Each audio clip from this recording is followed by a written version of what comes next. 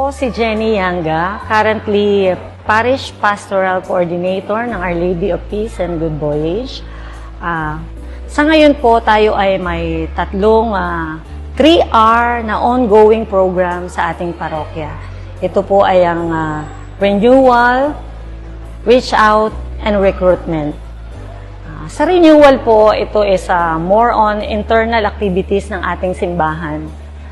Katulad ng ating confession, holy hour, recollection, pilgrimage, and other activities na involve po ang ating mga ministries and organizations members. At ang ating naman pong reach out, it is external activities of the parish. Ito po yung ating pakikipag-ugnayan sa barangay.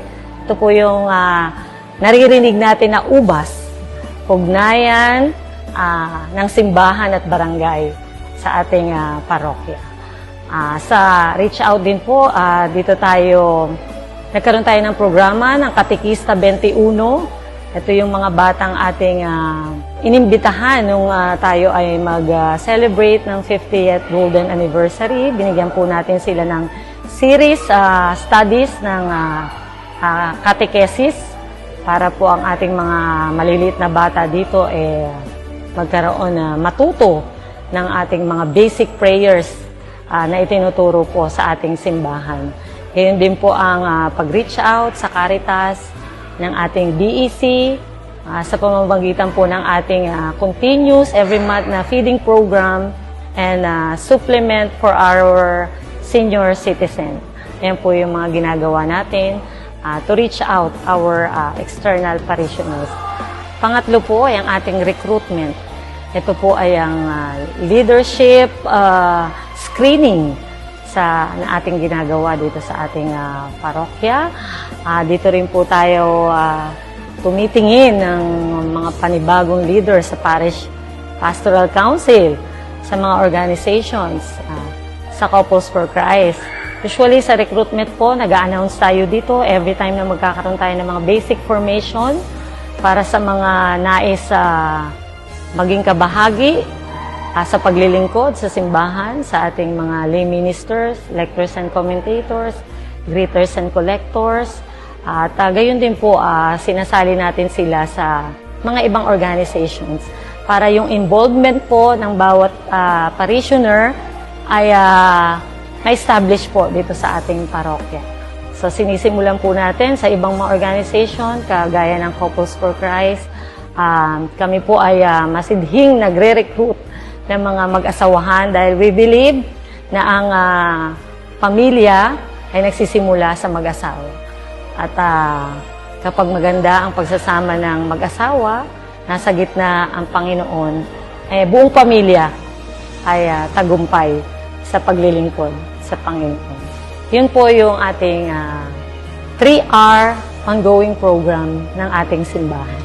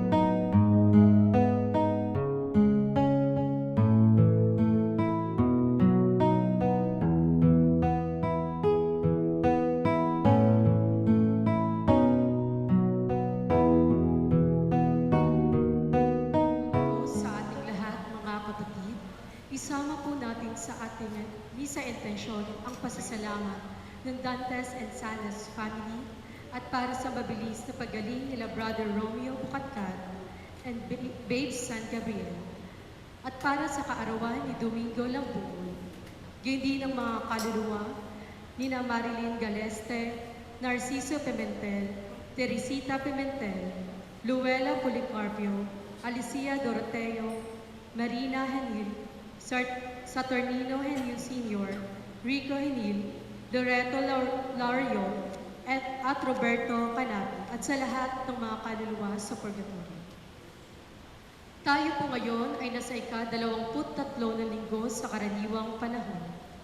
Ang mamumuno po sa ating banal na misa ay si Reverend Father Joel G. Villaruel, OAR. Magsitayo po tayo lahat.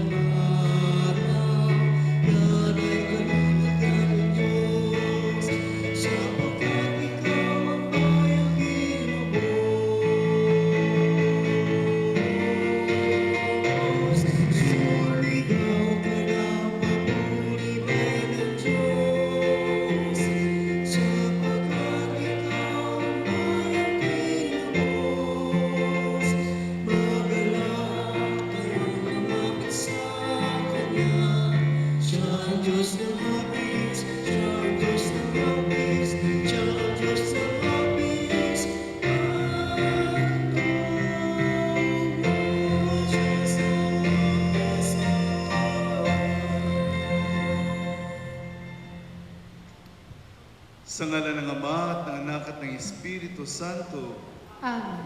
ang pagpapala ng ating Panginoong Hesukristo, ang pag-ibig ng Diyos Ama, at ang pakikipagkaisa ng Espiritu Santo, naway sumainyong lahat. At sumayin rin. Magandang umaga po sa inyong lahat.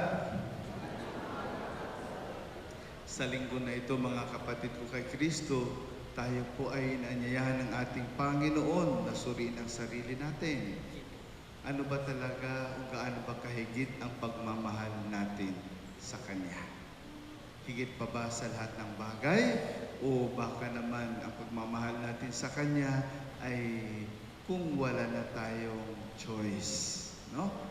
Mamahalin na lang natin siya dahil wala tayong choice. May choice po tayo.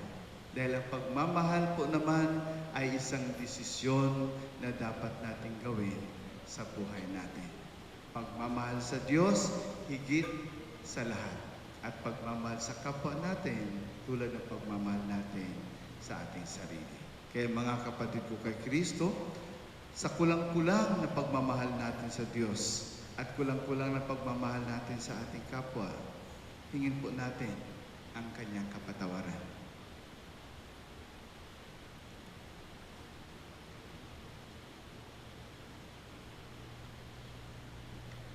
Panginoon, kami nagkasala sa iyo. Panginoon, kaawaan mo kami. Kaya naman, Panginoon, ipakita mo na ang pag-ibig mong wagas. Kami ay lingapin at sa kahirapan ay iyong iligtas. Kaawaan tayo na makapangyarihan Diyos, patawarin tayo sa ating mga kasalanan at patnubayan tayo sa buhay na walang hanggan. Amen. Panginoon, kaawaan mo kami. Panginoon, kaawaan mo kami. Kristo, kaawaan mo kami. Kristo, kaawaan mo kami. Panginoon, kaawaan mo kami. Panginoon, kaawaan mo kami. Papuri sa Diyos sa kaitaasan.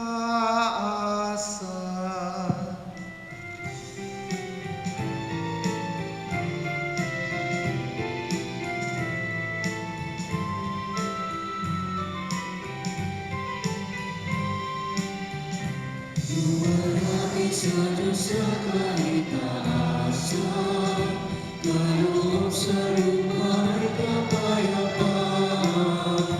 Pinupulit at itinatawag, sinasamba ay sa kanilang kalwalhatian. Panginoon namin Diyos ay nanalangin, ang mapagkakapangyarihan. Panginoon Jesucristo, bugtong lahat ng Diyos meron ka. Ikaw nag-aalis ng kasalanan ng sanlibutan. Tanggapin mo ang aming kahilingan, ikaw ang lulog sa kalagayan. Maawa ka sa amin, ikaw lamang ang manalang Panginoon Jesucristo, kasama ng Espiritu, sa luwalhati ng Ama. Amen, amen,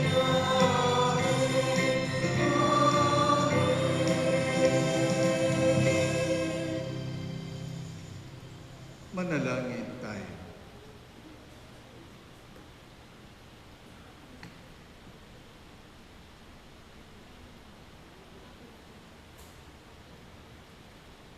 Ama naming makapangyarihan, kami mga tinubos mo at kinupkop ay tunghayan mo ngayon sa iyong kagandahang loob upang sa pagsampalataya sa anak mo si Kristo, makamtan ang kalayaan at pamana sa piling mo.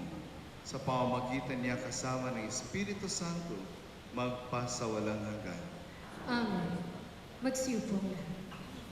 May hangganan ang talino ng tao, lalo na sa pagtuklas ng kalooban at plano ng Diyos.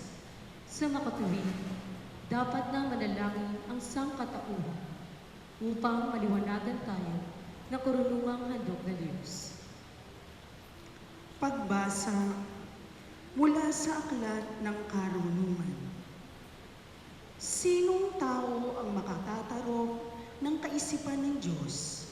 Sino ang makaalam sa kalooban ng Panginoon?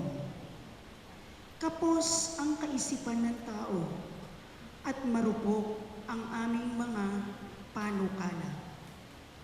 Sapagkat ang aming kaluluwa ay binabatag ng pababa ng aming katawang may kamatayan. Ang aming katawang lupa ay pabigat sa isipang punong-puno ng mga panukala. Nahihirapan kami para mahulaan man lamang ang nilalaman ng daigdig.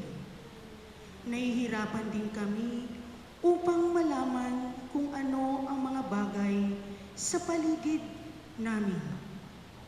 Sino kung gayon ang makauunawa sa mga bagay na makalangit? Walang makaalam ng inyong kalooban, malibang bigyan mo siya ng iyong karunungan. Ang lukuban ng iyong diwang banal mula sa kaitasan. Sa ganitong paraan, lamang maiwawasto mo ang mga tao sa matuwid na landas. Ang salita ng Diyos. Salamat sa Diyos.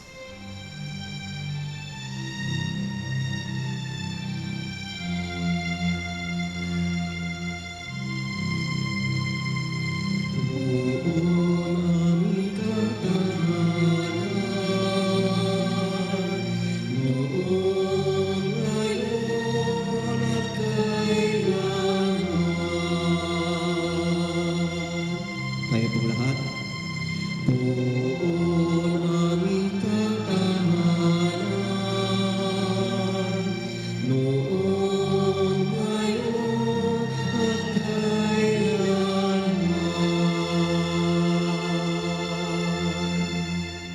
Yaong taong nilikha mo'y bumabalik sa alakdo. Sa lupa ay nagbabalik kapag iyong inuutos. Ang 1,000 mga taon ay para bang isang araw. Sa mata mo, Panginoon, isang kisap mata lamang. Isang saglit sa magdamag na ito ay dumaraan. Buong aming katahanan, noong ngayon at kailanman. Mga tao'y pumapanaw na para mong winawalis. Parang damo sa umagang tumubo sa panaginip. Parang damong tumutubo na may taglay na bulaklak.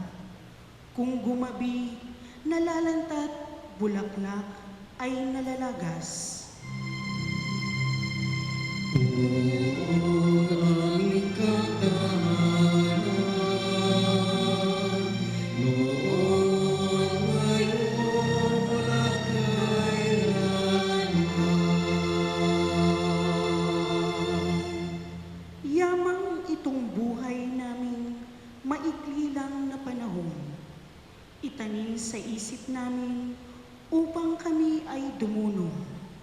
Hanggang kailan magtitiis na magdusa, Panginoon? Kaming iyong lingkod na nahihirapan sa ngayon. Buong aming katahanan, noong ngayon at kailanman.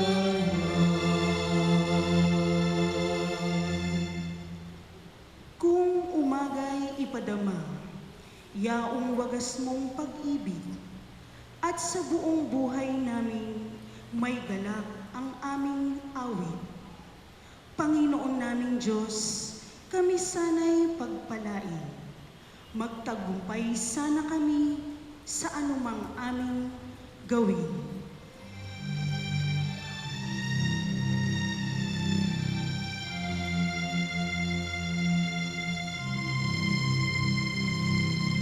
Buong aming katahanan,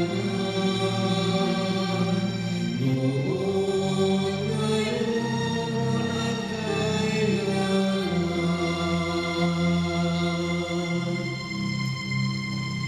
Buong aming katahanan, noong ngayon at kailanman.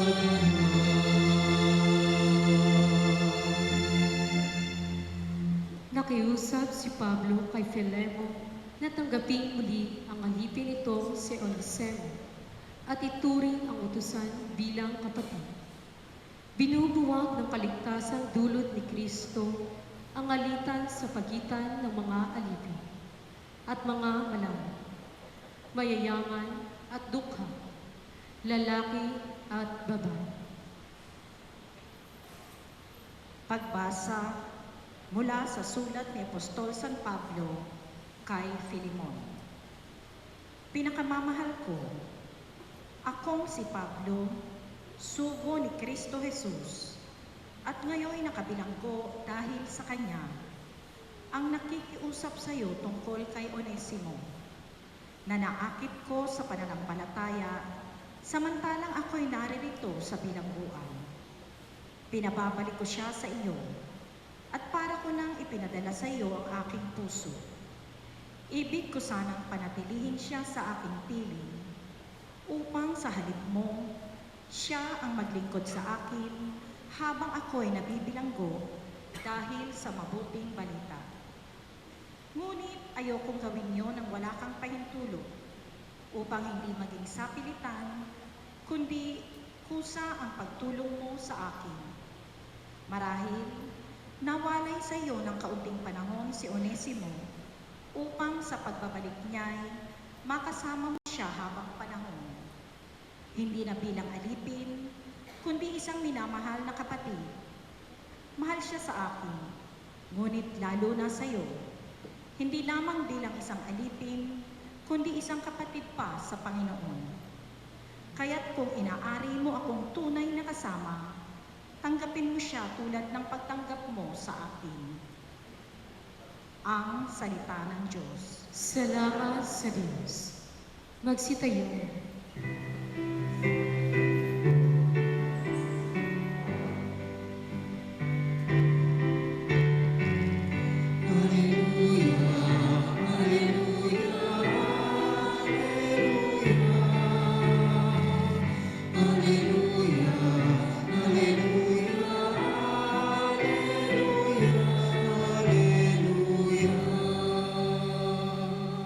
Puon iyong pasikating kagandahan ng loobin ng kabutihan mo sa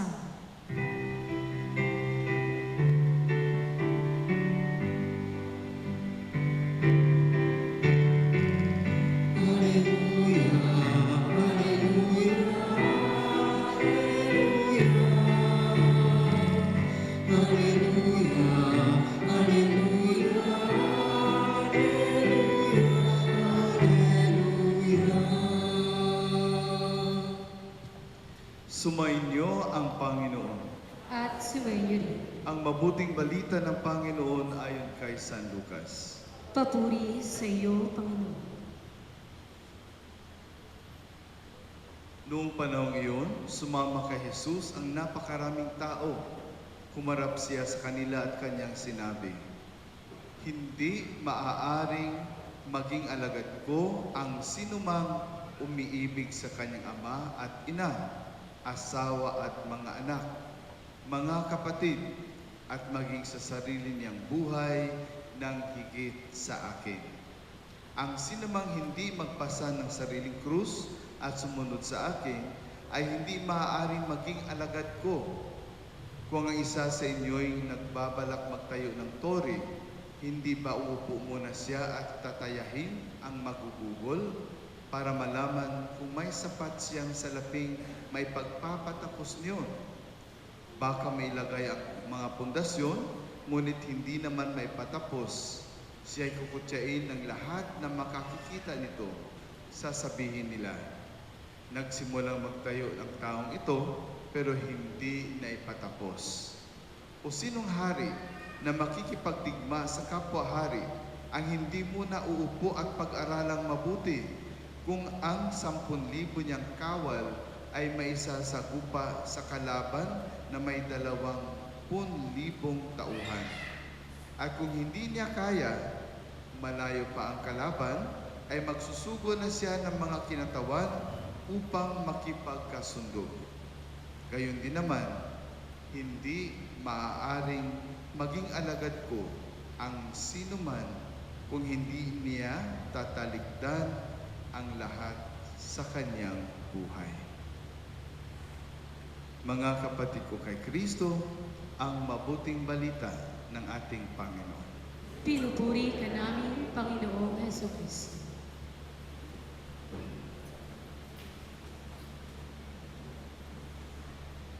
Mga kapatid, sa ating pagbasa ngayon, lalo na po sa ating ebanghelyo ngayon, siguro nakikita naman ninyo no, na gaano ba talaga karadikal ang pagsunod kay Kristo. No? Wala po ditong sinasabing 20% lang. No?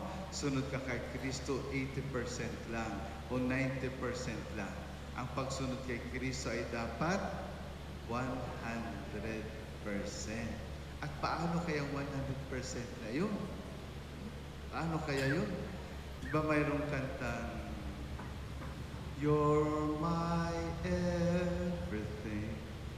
The sun that shines above you makes the bluebirds sing. The stars that twinkle way up in the sky tell me I'm in love. Diba? So you're my everything. Paano may Tagalog yung you're my everything? Ikaw ang lahat sa akin. Di ba ganyan? So you're my everything, ikaw ang lahat sa akin. No? So, ganyan, pag in love ka, di ba? Parang dyan na lang po umiikot ang iyong mundo. Dyan na lang umiikot ang iyong buhay. No? So, sino ba yung everything para sa'yo? Sino ba ang lahat para sa'yo? Sa kanta na yan, no? Sigurado, yung lover mo yan, di ba? Dahil sa sunod na kanta, when I kiss your lips, no? I feel the rolling thunder through my fingertips. Diba? No? So, may kilig. Buong katawan mo nararamdaman yon. Isang halik pa lang yan. So, pag sinasabing, you're my everything, ibang doon na umiikot ang iyong buhay. Dagdagan pa ng Tagalog, no?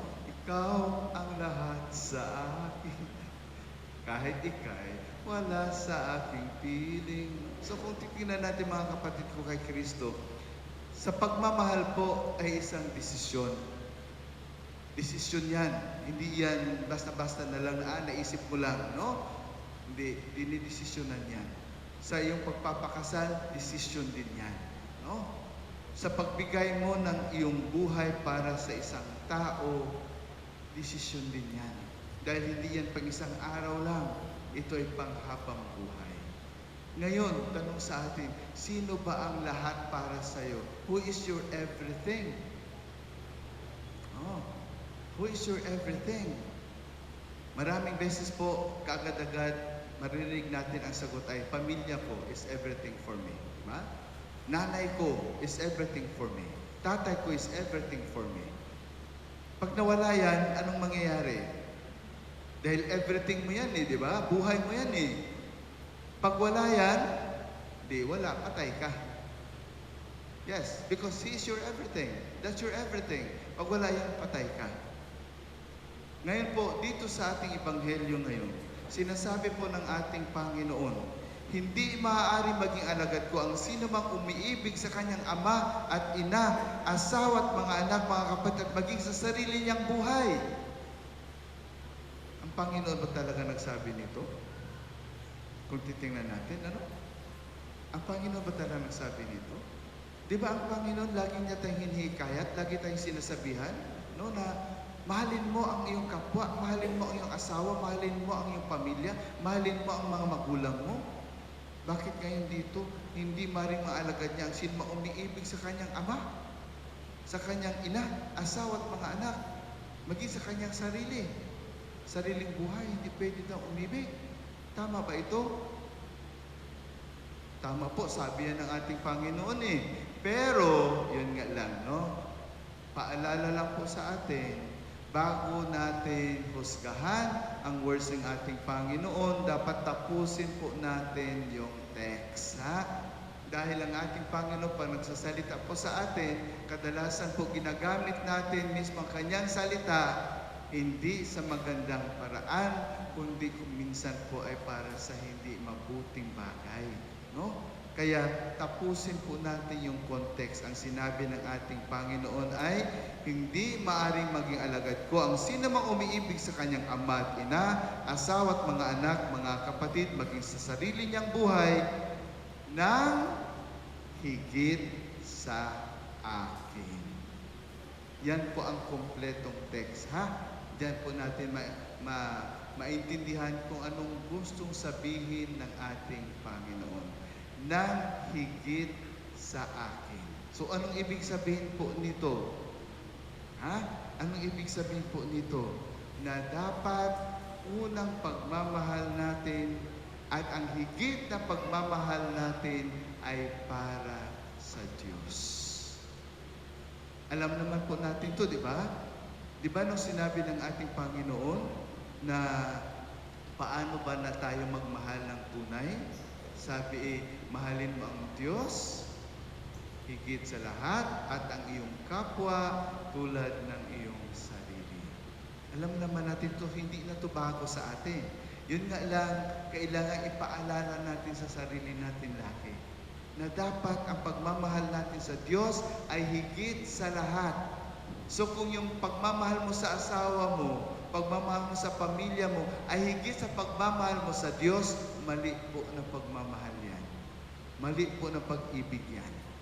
Dahil ang pag-ibig po ay mayroong tinatawag tayong priorities, no?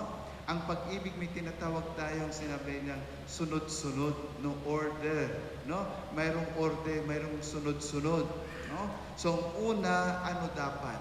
Dahil po pag inuna natin ang pagmamahal sa Diyos, lahat po yan ay susod na. Madali pong mahalin ang iyong asawa kung una, mahalin mo muna ang Diyos. Napakadali pong mahalin ang iyong mga anak kung una, magmahal ka muna sa Diyos. Madali pong mahalin ang iyong mga magulang kung una, mahalin mo muna ang Diyos. Seek first the kingdom of heaven and all the rest will fall in line. Dahil pag inuna mo ang pagmamahal mo sa tao, sa mga bagay-bagay na ito, maraming beses mga kapatid ko kay Kristo, hindi nagiging maayos ang lahat. Example lang po, lagi ko po itong sinasabi dito sa simbahan. Iwan ko lang kung na-timingan, no? Na nandito ka nung sinabi ko ito sa aking homily. Nasabi ko marami tayong pinagpapasalamatan sa Diyos sa buhay natin. Mga grasya na tanggap natin. No? Ano ba pinagpapasalamatan mo sa Diyos? Nasabi natin, nagpapasalamat tayo sa Diyos dahil sa ating kalusugan, di ba? Kailangan pasalamat tayo sa Diyos. Pero, alam natin na ang kalusugan natin ay hindi po panghabang buhay. Ngayon po, okay ka, di ba? Ngayon, okay ka, bata ka pa, malusog na malusog ka pa, malakas pa ang pangangatawan mo, maganda pangangatawan mo, pero hindi natin alam bukas magkakasakit ka. Hindi natin alam, bukas magka-cancer ka, o bukas, hindi ko naman wini-wish po sa inyong lahat, ano? Pero, nangyayari yan sa atin. So, yung kalusugan natin, hindi po siya panghabang buhay. Siya po ay lilipas din. Ang buhay natin, mismo buhay natin, pasalamatan natin sa Diyos, pero ang buhay natin ito, lilipas din. Ngayon po, kumakain tayo, marami tayong pagkain sa pagkainan natin, pasalamat tayo sa Diyos. Pero hindi natin alam, bukas wala tayong makain. Wala tayong maihain sa ating mga anak. Kaibigan, yes, we have to thank the Lord na marami tayong kaibigan. Kaya sabi nga your friends are your treasure. No? Maganda yan na marami kang kaibigan. Salamat sa Diyos. Pero hindi mo alam o hindi natin alam. Yung mga kaibigan mo ngayon, bukas mga kaaway mo yan. No? Ngayon, sila yung kakampi mo, pero bukas baka sila yung kakalaban, sila yung sisira sa'yo. So, mga kaibigan, lilipas din yan. Mga mahal natin sa buhay, pamilya natin, nanay mo, tatay mo, mga anak mo. Yes, you thank the Lord for them. Sabi nga, ito ang treasure ko, mga pamilya ko. Pero, one day, pwedeng mauna si nanay, pwedeng mauna si tatay, o pwede ka nga mauna sa kanila. No? So, lilipas din. Bahay, ari-arian, sasakyan, kung ano-ano pa dyan. Pasalamat sa Diyos na mayroon tayo niya. Pero, lilipas din sila. Yung bahay mo pwedeng masunog, pwedeng mabaha, pwedeng mabagyo. Yung sasakyan mo pwedeng masira. O papalitan mo na naman yan, iba na naman sasakyan mo. No? So, lilipas din ang lahat ng yan. Kaya mga kapatid sa mundong ito, nagpapasalamat tayo maraming bagay, pero lumilipas sila. Kaya nga dapat nating isipin, yung hindi lumilipas na dapat nating pasalamatan ang Diyos. At ano iyon? Ang pagmamahal niya sa atin, na hindi talaga lilipas, ang salita niya na hindi talaga lilipas. Yun ang dapat nating pasalamatan lagi sa ating Panginoon. At yun dapat ang ating priority. At sabi ko na nga, pag inuna natin ang pagmamahal sa Diyos, lahat ng yan, mga bagay-bagay na kahit lumilipas man sila, they will fall in line. No? Nakalinya na yan. Tatanggapin natin yan. Pero una, pagmamahal muna sa Diyos. Yan ang importante mga kapatid. Kaya kailangan ang pagmamahal sa Diyos ay higit sa lahat. Naalala ko po na noong bago pa po pumasok ng seminary, 13 years old po ako noon, kabi-birthday ko lang. Papasok na ako ng seminary, nakapasa na ako sa examination. Tapos sabi pa naman ng nanay ko sa akin, hindi mo na ba ako mahal? Sabi ko, bakit tanong mo yan ay? Sabi niya, bakit iiwanan mo na ako? Dahil papasok ako sa seminary, iiwanan ko na, ibunso ako sa pamilya. No? So sabi ko sa kanya, ganun lang, Nay, wala akong isagot dyan. Pero mahal kita, alam ko mahal kita eh. No? Wala akong naisagot na maayos sa nanay ko. Ngumiti lang ko, niyakap ko siya. 14 years after na-ordain na po ako, no?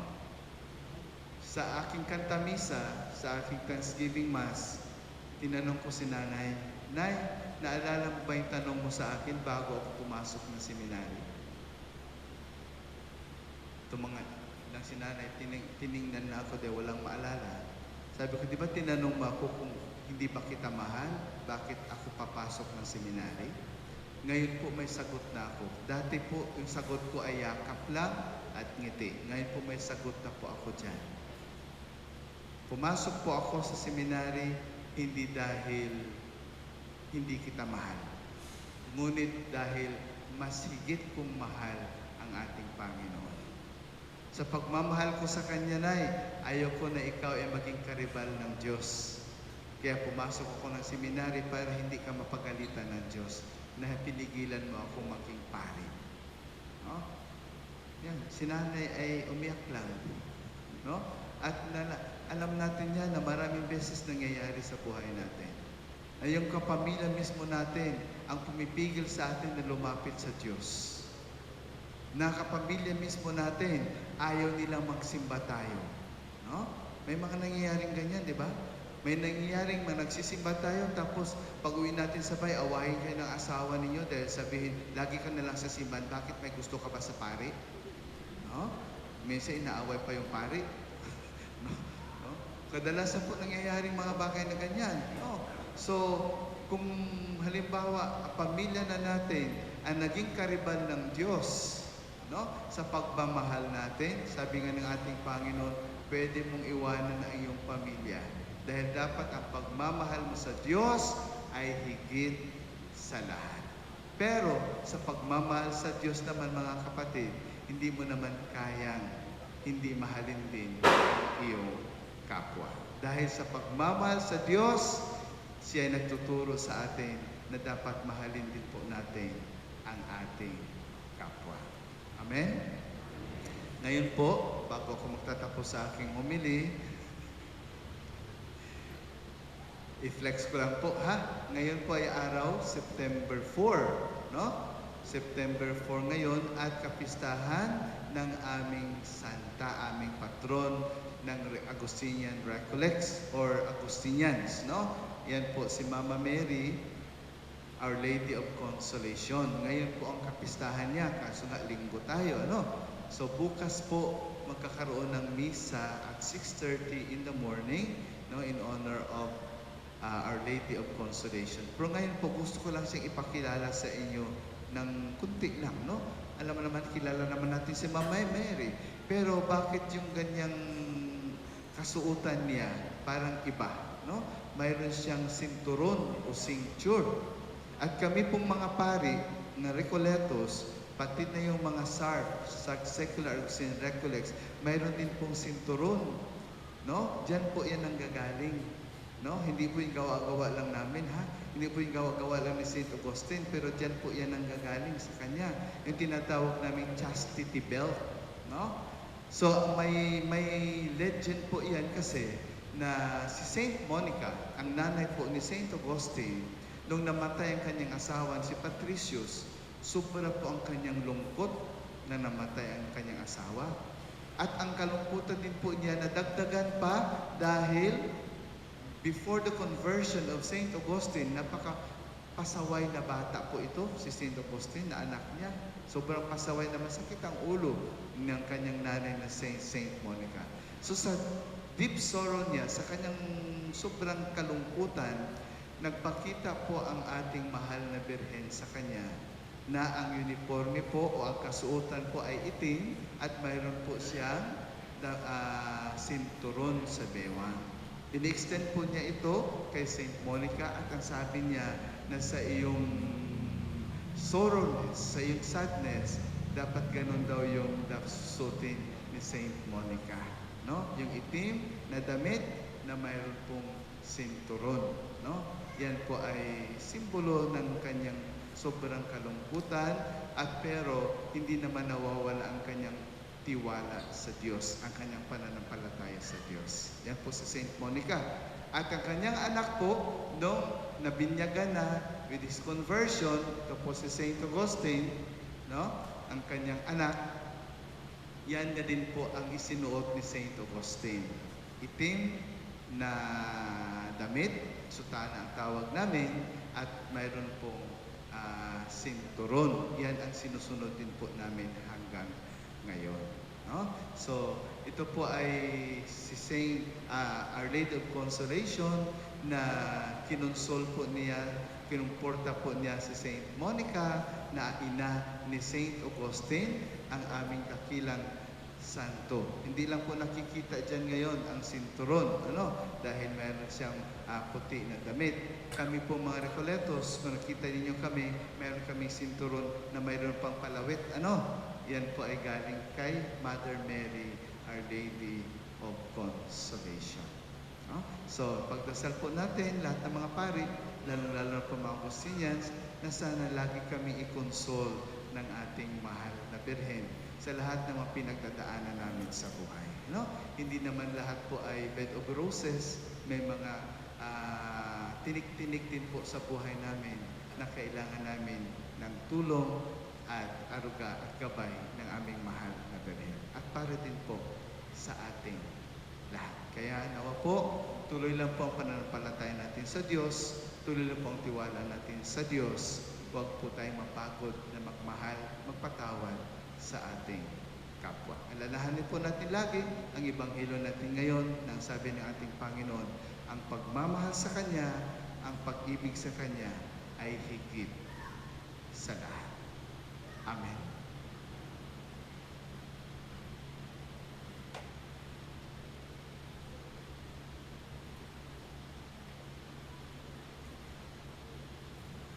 Magsitayo po ang lahat.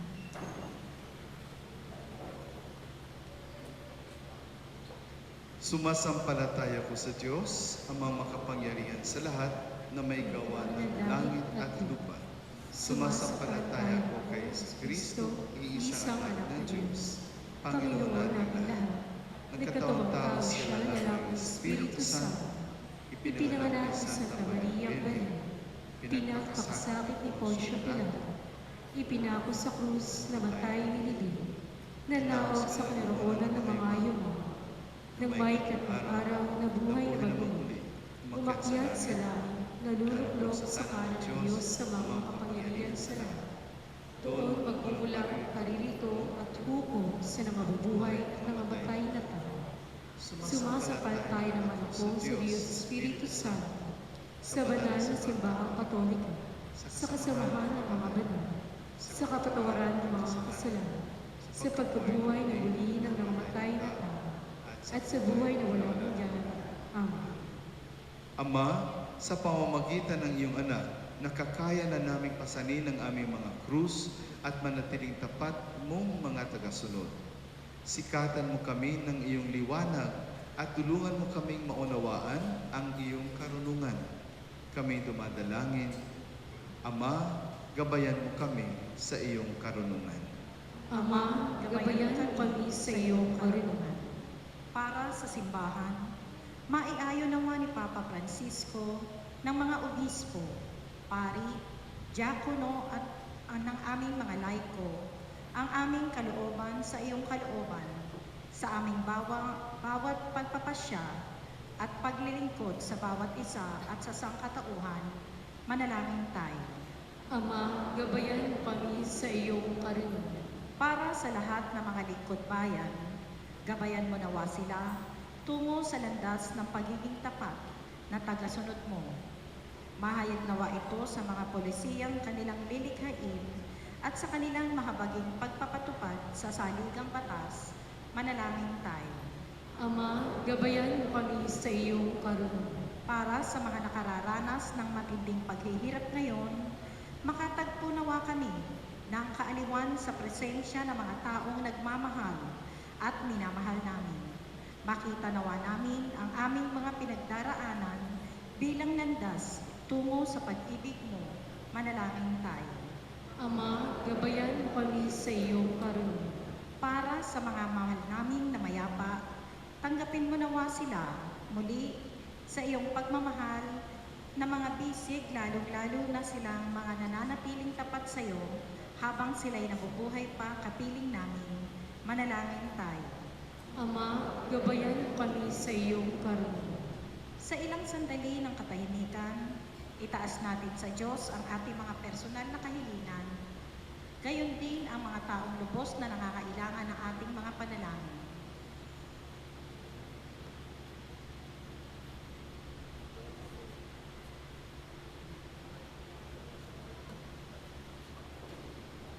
Manalangin tayo. Ama, gabayan mo kami sa iyong karunungan. Ama naming makapangyarihan, gabayan mo kami nagsusumamo ang lahat ng aming mga pagpapasya at pagkilos upang tulad ng iyong anak, kami manatiling tapat sa iyong walang hanggang kalooban sa pamamagitan ni Kristo na aming Panginoon. Amen. Panalangin sa pagbabalik handog. Tanggapin mo, Panginoon, itong aking pag-aaral. Hindi ito abuloy dahil hindi kayo pulong. Hindi ito kontribusyon dahil hindi kayo nangangailangan. Hindi ito sobra lamang na natira para ialay sa iyo. Itong pagbabalik handog ay aking pagkilala sa iyong kagandahang loob, aking pagmamahal, sapagkat nagkaroon ako ay dahil ipinagkaloob mo sa akin. Amen. Magsiupo.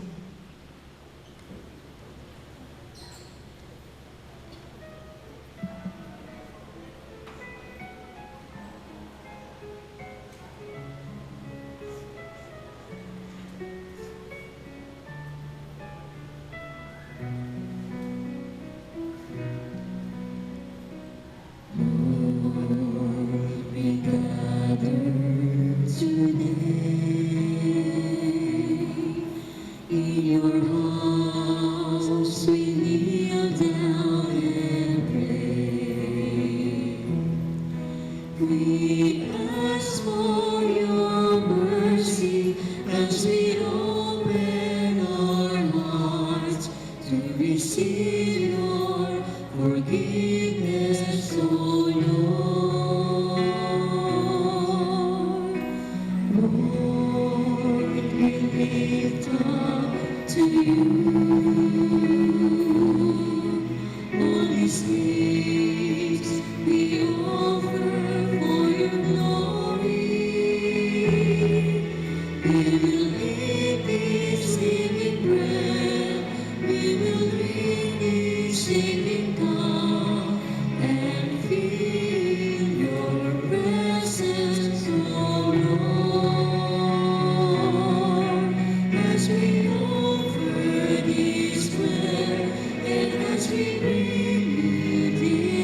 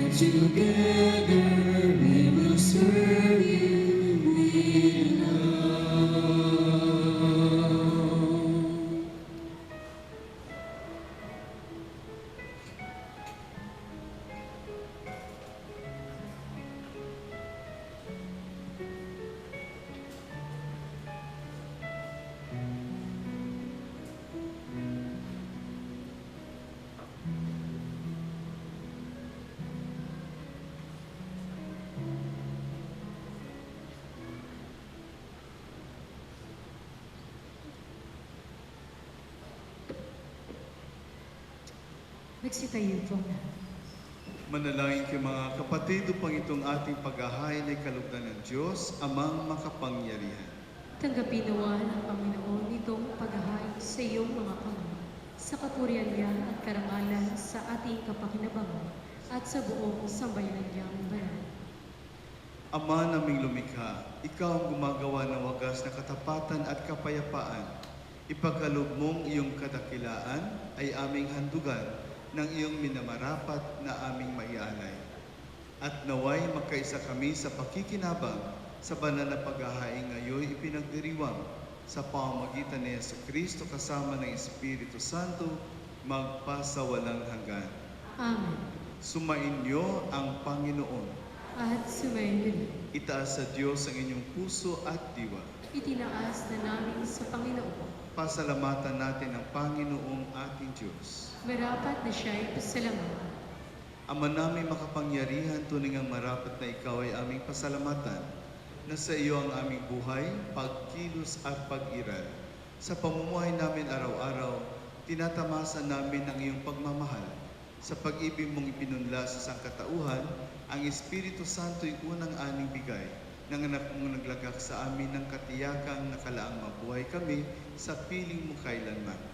Kaya kaisa ng mga anghel na nagsisiawit ng papuri sa iyo na walang humpay sa kalangitan, kami nagbubunyi sa iyong kadakilaan.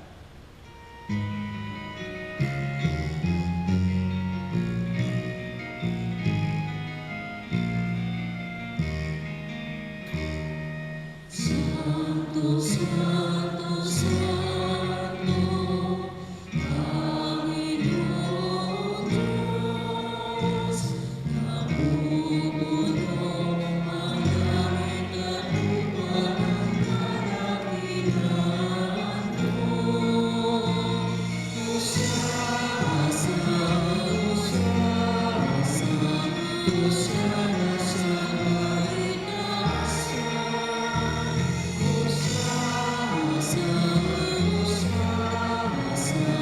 Hosana sa kaitaasan, pinagpalang na paririto sa ngalan ng Panginoon.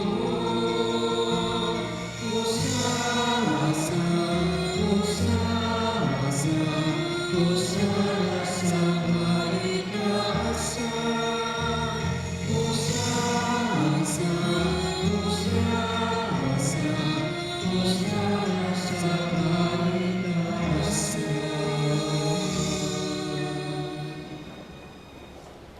Ama naming banal, ikaw ang bukal ng tanang kabanalan. Kaya sa pamamagitan ng iyong Espiritu, gawin mong banal ang kaloob na ito upang para sa amin maging katawan at dugo ng aming Panginoong Hesus Kristo.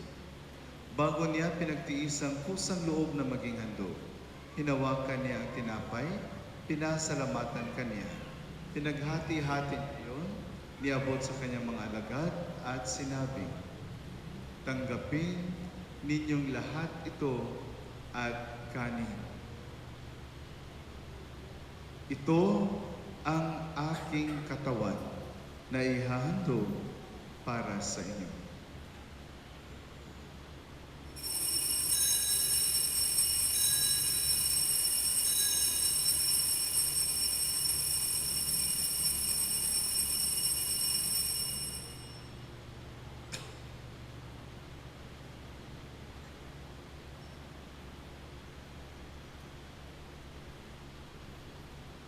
Gayon din naman nung matapos ang hapunan, hinawakan niya ang kalis, muli kanyang pinasalamatan.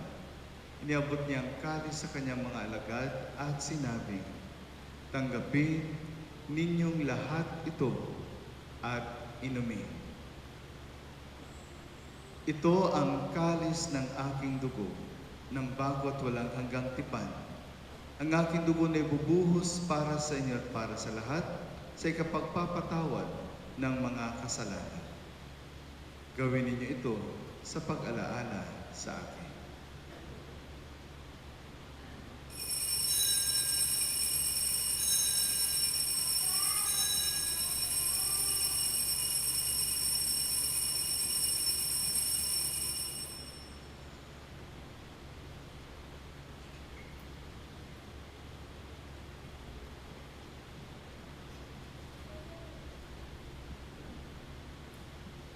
Ang misteryo ng pananampalataya.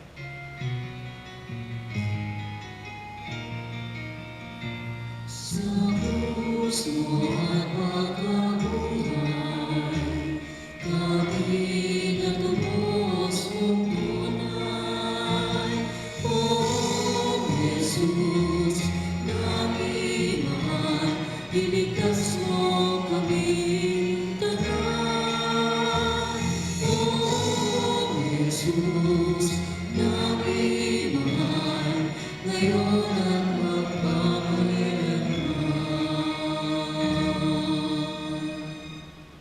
Ama, ginagawa namin ngayon ang pag-alala sa pagkamatay at muling pagkabuhay ng iyong anak. Kaya't iniaalay namin sa iyo ang tinapay na nagbibigay buhay at ang kalis na nagkakaloob ng kaligtasan. Kami nagpapasalamat dahil kaming minarapat na tumayo sa harap mo para maglingkod sa iyo. Sinasamo namin kaming magsasalo-salo sa katawan at dugo ni Kristo ay mabuklod sa pagkakaisa sa pamamagitan ng Espiritu Santo. Ama, lingapin mo ang iyong simbahan na laganap sa buong daigdig. Puspusin mo kami sa pag-ibig kaysa ni Francisco na aming Papa at ni Jose naming Obispo at ng Tanang Kaparian. Alalahanin mo rin ang mga kapatid naming nahimlay na may pag-asa sila'y muling mabubuhay, gayon din ang lahat ng mga pumanaw. Kaawaan mo sila at patuloyin sa iyong kaliwanagan. Kaawaan mo pagindapatin kaming lahat na makasalo sa iyong buhay na walang wakas. Kaysa ng mahal na Birheng Maria, ni Ina ng Diyos, at ang kabiyak ng puso niyang si San Jose. Kaysa ng mga apostol, Saint Augustine, Saint Monica, Saint Ezekiel Moreno, at ang lahat ng mga banal na namuhay dito sa daigdig ng kalugod-lugod sa iyo. May pagdiwang nawa namin ang pagpupuri sa kararangal mo sa pamamagitan ng iyong anak na aming Panginoong Heso Kristo.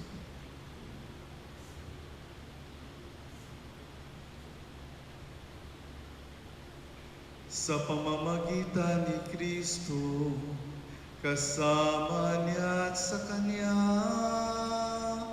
ang lahat ng parangal at papuri ay sa iyo, Diyos Ama, makapangyarihan, kasama ng Espiritu Santo, magpasawalang hanggan.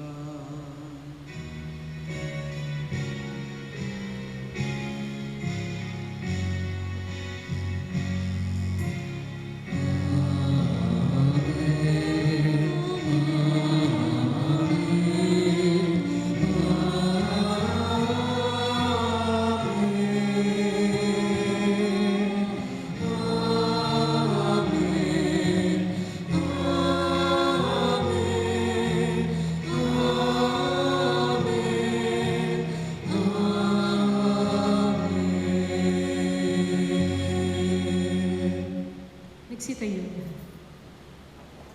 Sa tagubilin ng managkakagaling na utos sa turo ni Jesus na Panginoon natin at Diyos, ipahayag natin ng lakas loob.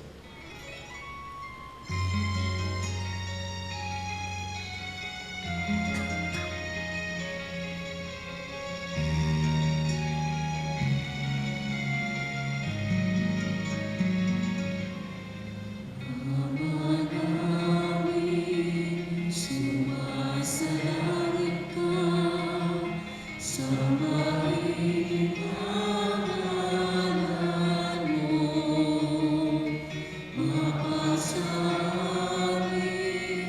ang kaharian mo, sundin ang loob mo, dito sa lupa para sa langit, bigyan mo rin.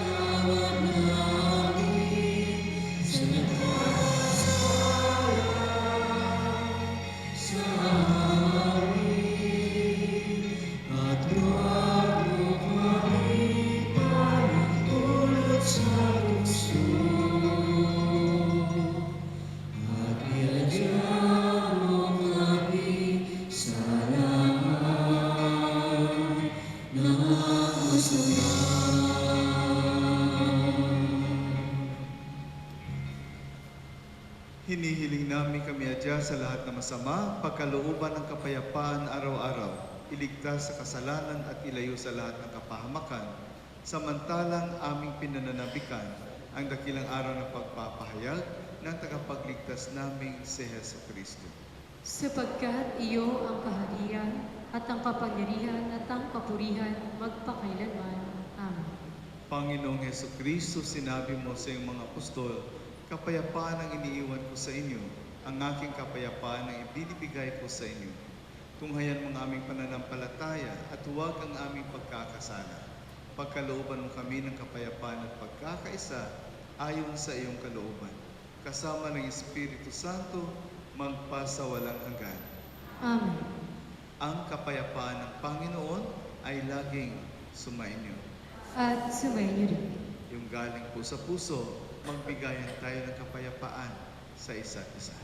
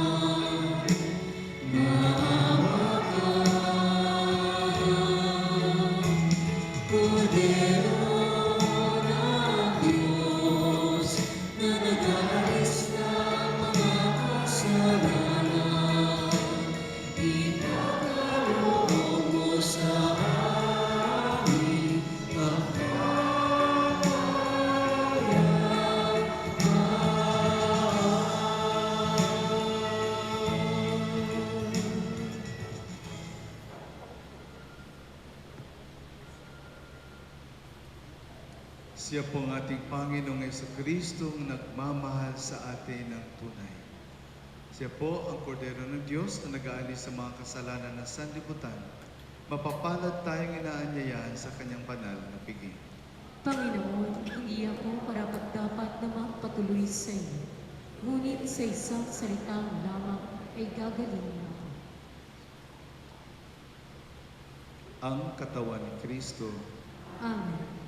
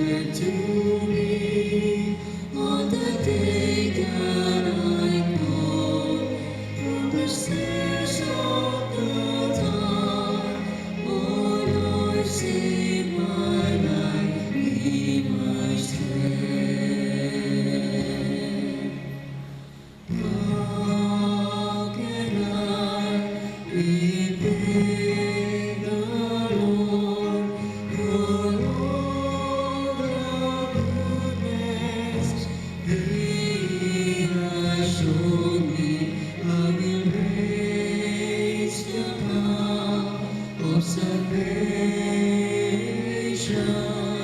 and call on His name. I love the Lord. I love the Lord. He is filled with compassion. He turned to me on the day that I called from the snares of the dark. Oh Lord, save my life, be my strength. I shall live my vows to you before your people. I am your servant. I will offer you my sacrifice of present prayer. I love the Lord. I love the Lord. He is filled with compassion. He turned to me on the day that I called from the snares of the dark. Oh Lord, save my life from the snares of the dark. Oh Lord, save my life, be my strength.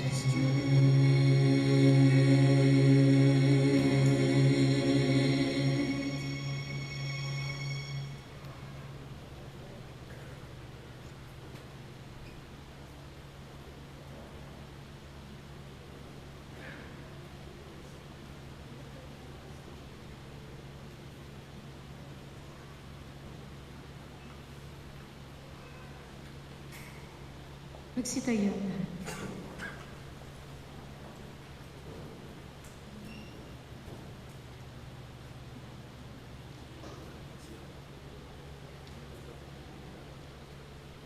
Manalangin tayo.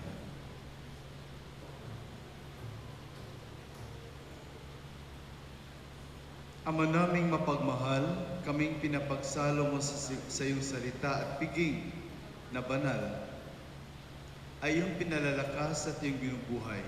Pangidapatin mo, kami makapakinabang sa buhay ng anak na para sa amin, sarili niya ang alay bilang aming tagapamagitan kasama ng Espiritu Santo magpasawalang hanggan. Amen. Magsiupo po muna ang lahat para sa ilang upaya. Muli tayo po ay hindi magsasawang manawagan para sa ating programa Tulong Tayo, maging kamay ni Kristo para kay Kristo upang tayo ay patuloy rin na makatulong sa mga kapatid nating nangangailangan. Bukas po, araw ng Lunes, sa alas 6:30 ng umaga ay ating pong ipagdiriwang ang kapistahan ng Birhen ng Konsolasyon. At bukas din, sa 10:00 naman ng umaga, ipagdiriwang din po natin ang kapistahan ni Mother Teresa ng Calcutta kung saan kasama po natin sa pagdiriwang ang mga madre mula sa Missionaries of Charity o Alay Puso. Sa darating naman na September 12 hanggang September 14 sa susunod na Lunes ay bibisitahin naman po tayo ng Pilgrim Image ni San Lorenzo Ruiz de Manila. Mananatili po siya sa September 12 hanggang 14, Lunes hanggang Miyerkules. At tuwing Sabado sa alauna ng hapon, tayo po ay nagkakaroon ng seminar para sa kumpilang bayan. Para sa mga nais po magpakumpil, mangyaring magsadya lamang po tuwing Sabado sa alauna ng hapon at hanapin si Brother Rick Pampanga. Ang Secular Cuisine Recollect Fraternity ay meron pong isnasigawang SARF fundraising kung saan hinihingi po ang ating suporta para sa kanilang mga programa at makakatulong po tayo sa pamamagitan ng pagbili ng kimchi at iba pa. Ang coffee table book at limited edition OLPGB frames ngayon ay mabibili na po sa mas mababang halaga. Ang coffee table book dati ay nakakahalaga ng 3,500. Ngayon po ay mabibili na lamang siya ng 1,000 pesos. At ang limited edition OLPGB frames na halagang 1,000 ay mabibili na lamang po natin sa halagang 500 piso. Para sa mga interesado, mangyaring magsadya lamang po sa lamesa na nasa harapan ng ating simbahan. Maraming salamat po. Taos puso pong pasasalamat sa lahat ng tumulong. Tulong tayo, maging kamay ni Kristo para kay Kristo. Tuloy-tuloy po ang daloy ng grasya sa pamamagitan po ninyo. Dinadaan lang po sa amin actually. Kami na po ang daluyan ng grasya na yan para sa mga kapatid nating nangangailangan. Last August 27 po, ewan ko kung ilang pamilya na naman po ang natulungan natin ng kunting alay natin. Kaya hopefully, every month po magkakaroon tayo ng gift giving na yan para sa mga kapatid natin na nangangailangan. Kaya tuloy lang po kami sa pagtanggap ng inyong mga alay, sa inyong mga tulong, kahit na ano po tinatanggap namin, damit, luma o mga pagkain, tinatanggap po namin dito. At maraming salamat sa lahat ng tumulong. At least may mga bigas na dumating, mga kapatid nating kikinig ngayon, alam nila kung sino kayo, maraming salamat sa inyo dahil marami pong pamilya ang natuwa dahil siyempre may grasyang dumating sa kanila ng dahil po sa inyo. Kaya maraming salamat po. Ngayon sa labas din po, tignan niyo may mga binta dyan, May mga binibinta dyan sa labas. Sabi nga natin masarap na, anong kasunod? Masarap na may basbas pa. So, mamili po kayo. At mayroong bang parang limited edition din po ng mga simpleng bag, Yung po, ecological bag yata yun, mura lang po. Ayan po, kay hawak ni Cheska. Yan, simpleng bag lang po yan. Limited edition din po. Ewan ko kung magkano yan. Basta alam ko, affordable price. Very affordable. Hindi ko sabihin kung magkano. Doon na lang kayo magtanong.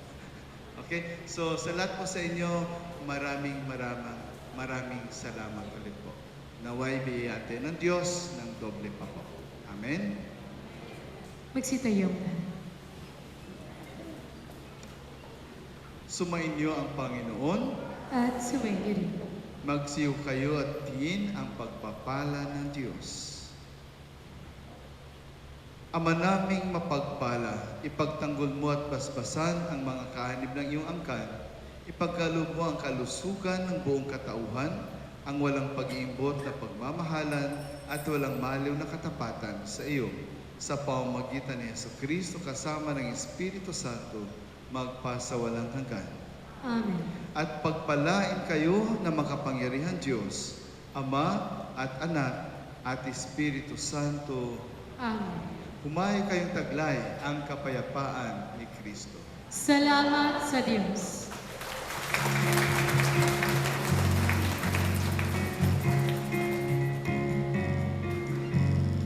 Sabay ng binubog sa pag-ibig ni Kristo, magdiwang. Sabay ng pinatawad at piniyayaan, mapuri na.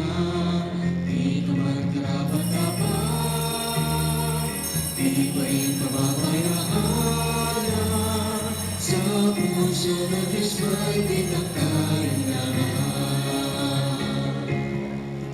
Piling niya na lahat tayo'y magpatawad magmana. Tuloy niya sa ating lahat, kaibigan niya't utusan. Sabay ng binuklod sa pag-ibig ni Kristo, magdiwang. Sabay ng pinatawad at piniyayaan, mapuri na, di ka man karapat-dapat, di pa rin pababayaan na, sa puso ng Diyos may pinagtayong lahat. puso ng Diyos may bigat tayo